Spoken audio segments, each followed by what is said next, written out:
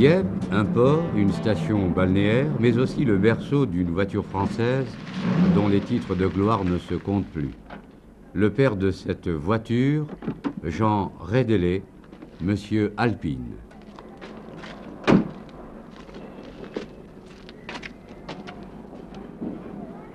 On n'a pas encore le plan définitif. Le plan à jour, non. Jean Rédélé, 46 ans, Dieppois, un pilote, un constructeur, en un mot, un passionné de l'automobile. Son équipe, Richard Boulot, responsable des études, Étienne Desjardins, son bras droit, André de Cortance, ingénieur pilote, Jacques Chénis, directeur sportif et commercial. Il faudrait citer bien d'autres collaborateurs qui se retrouvent ici chaque jour dans cette usine. Tels que nous les avons vus, ingénieurs et mécanos sont intimement associés à construire une par une, à améliorer chaque jour ces fameuses berlinettes, ces reines des circuits et autres. Cette consécration a été forgée par-delà les multiples difficultés du monde automobile. L'aventure alpine a commencé il y a près de 15 ans, ainsi que nous le précise Jean Rédélé. Si je puis dire par les courses que j'ai faites, je me suis rendu compte qu'avec les mécaniques françaises, on pouvait faire quelque chose de bien.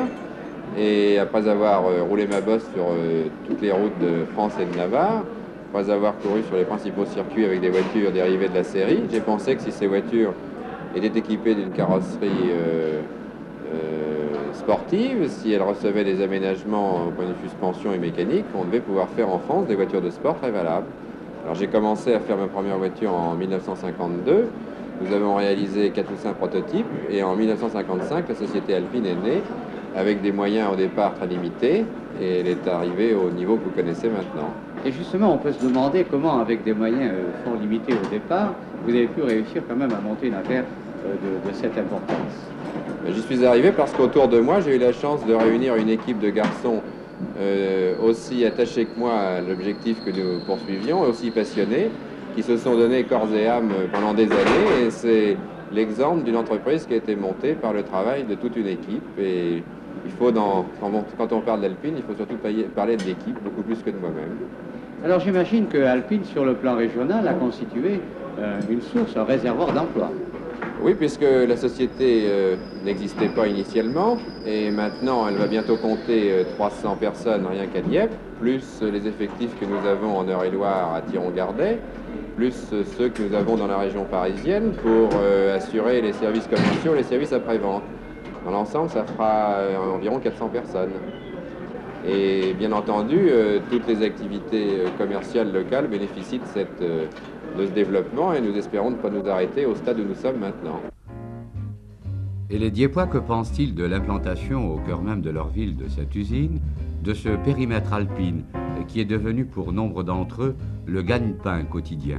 Au hasard des rencontres, nous les avons interrogés. Ça va redonner du commerce, enfin, de tout à la ville de Dieppe, c'est tout. Pour le trafic qu'il peut y avoir à Dieppe, même commercialement, c'est très valable.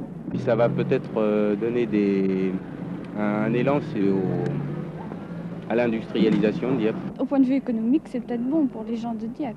Je crois que c'est une merveilleuse chance pour Dieppe.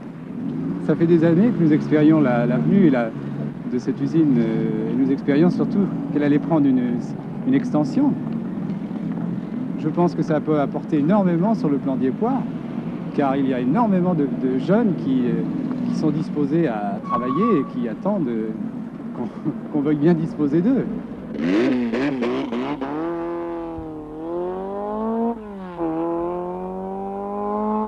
Nous, on a visité l'ancienne installation, puis c'était vraiment rétréci comme moyen de travail. C'était vraiment, ils travaillaient dans des conditions impensables pour une usine de voiture, quoi. Point de vue développement, c'est pas assez important quand même. Alors, ça doit être plus grand que ce n'est actuellement, quoi. Assurément, ce sera plus grand avec les installations de la nouvelle usine dont le démarrage est prévu début mai.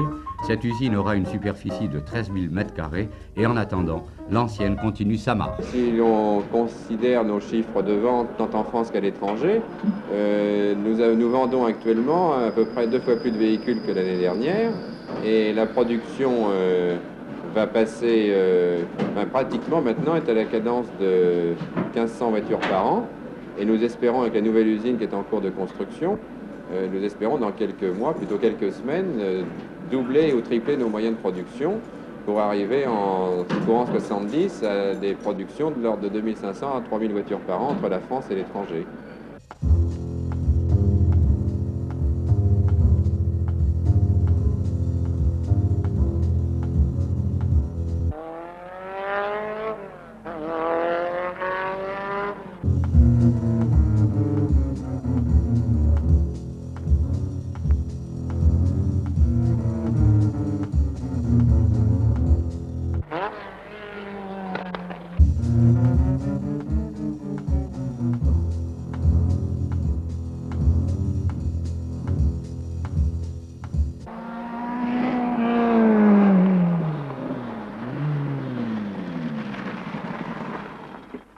Je suis de Dieppe, je suis rentré il y a 1 an. L'attrait de la compétition, bien entendu, est primordial pour moi.